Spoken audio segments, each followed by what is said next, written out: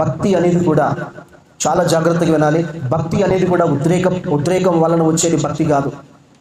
ఒకరోజు ఒక క్రైస్తవుడు మీటింగ్కి వెళ్ళాడు. ఆ మీటింగ్లో దైవజనుడు చెప్పినటువంటి వాక్యాన్ని బట్టి ఈడొచ్చి ఒక వారం రోజులు కరెక్ట్గా ప్రార్థన చేసేసాడు. వారం రోజులు అయిపోయిన తర్వాత ఇక ప్రార్థన లేదు. లేదో ఒక అద్భుతాలు జరుగుతున్న, డెలివరెన్స్ జరుగుతుంది, ఒక కార్యాలు జరుగుతుంది, నా ద్వారా జరగాలని రోజు ఒక 5 గంటలు ప్రార్థన చేశాడు. ఈ 5 గంటలు అవి ప్రార్థన చేసిన తర్వాత ఇక ప్రార్థన అనుభవం లేదు. భక్తి అనేది ఉద్రేకం వలన రాదు. భక్తి అనేది ఒక వ్యక్తిని చూడటాన్ని బట్టి, ఒక సభలు జరిగో, ఒక దేనికో, ఒక ఉద్రేకం ద్వారా వచ్చేది కాదు. భక్తి అనేది రోజు నియమ నిబంధనతో చేసేది భక్తి. భక్తి అనేది రోజు ప్రార్థన చేస్తూ, రోజు వాక్యం చదువుతూ, రోజు నీ పరిశుద్ధ జీవితాన్ని కాపాడుకుంటూ, రోజు దేవునికి దగ్గర అయ్యేది భక్తి. అంతే తప్ప భక్తి అనేది ఒక రోజు ఒక వారం అంతా కుటుంబ ఆరాధన చేసేసి రెండో వారం అంతా ఇక రెండో వారం నుంచి మొత్తం కుటుంబ ఆరాధన లేదు, ఏమీ లేదు, మొత్తం మానేసి అది ఉద్రేకం వల్ల వచ్చేది తప్ప అది ఏదో స్థిరత్వపరిచేది కాదు.